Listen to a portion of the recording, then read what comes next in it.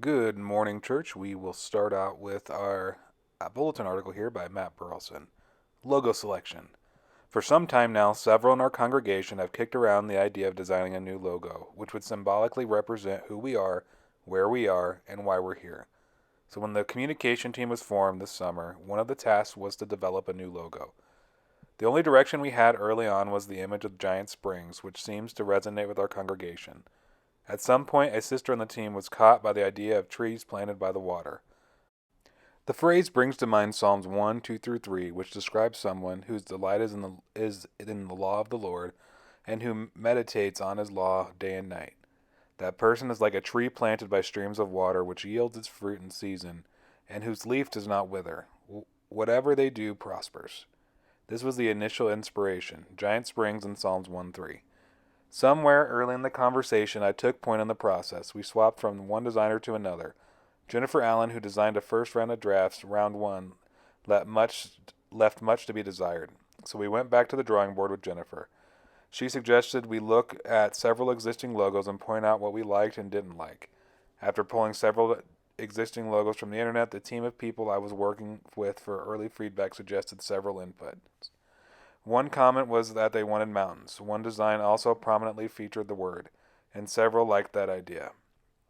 All of the designs featured trees next to water, though we even changed the tree type based on feedback. Incorporating this feedback, Jennifer drafted another round of 5 logos, which this team narrowed down to 3. These are the 3 that are being presented to you. All 3 logos' design features streams of water, trees, and mountains. Some aspect of each design symbolically represents where we are. In Great Falls near mountains, one design specifically represents the way the word is in the spring that feeds the life and mission of our church. But all 3 convey the idea of trees planted by the water. A tree that bears fruit in season, a tree whose leaf does not wither. These features answer the questions who we are and why we are here, and our logo says more. We have not one tree, but 3. Not only are we not the only tree in the garden, our tree has indeed been fruitful through 75 years and rooted existence in Great Falls. It's unlikely any logo will completely resonate with every single person. Have you ever known of anything that did? But the hope is to get a feel for which resonates most. You can let your voice be heard by completing the survey. Check your email for a message from Pam Tomasovic /the office, or by letting me know your preference by 4 p.m. today, Sunday. Blessings, Matt Burleson. Thank you, Matt. So make sure you check your email or let Matt know by the end of today. And the 3 options are in the bulletin if you would like to see them. There's a family game night for all ages, Friday, October 27th, 6 to 8 in the Fellowship Hall. Bring your favorite snack or drink. We'll have a special contribution for CMR and the Valley View Elementary students for the baskets for Thanksgiving, and the Solomon Foundation Bible Hours on Sunday, November 5th. There's a men's worship leaders training November 4th at 8:30. It'll be finished by 11. Ask Matt or Jim if you have any questions. Change cans for Mountain States Children's Homes are on the back counter. Please get them back by November 5th.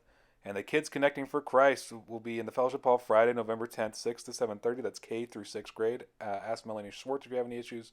And please do not park on the sidewalks. It blocks those who are mobilely impaired, so please keep off the sidewalks. The Great Falls Community Food Drive is happening. This month's item is macaroni and cheese. Please drop your donations in the food bank barrel located in the Fellowship Hall. Ask Kyan Sterner if you have any questions. There's a life group leaders and co-leaders meeting November 5th at 1:15. They'll be meeting in the auditorium, and there'll be childcare provided. And Al Hammond has chosen to identify with the body, so please go and say hi to him and welcome him to our family with his daughter Nellie. And for prayer requests, Steph Hallett is recovering from his medical procedure, so please pray for healing and for his radiation coming up. Jay Augustine has a PET scan the 3rd week of October, and Diane Augustine will have knee surgery on October 25th. Jean Johnson had surgery past week, and her cancer is at stage 0, so praise God for that. And just please continue to pray for upcoming, for our families or any babies that are going to be coming, our college students, missionaries, and military and their families, and recent baptisms, and pray for all of them. We also have our ongoing prayer requests.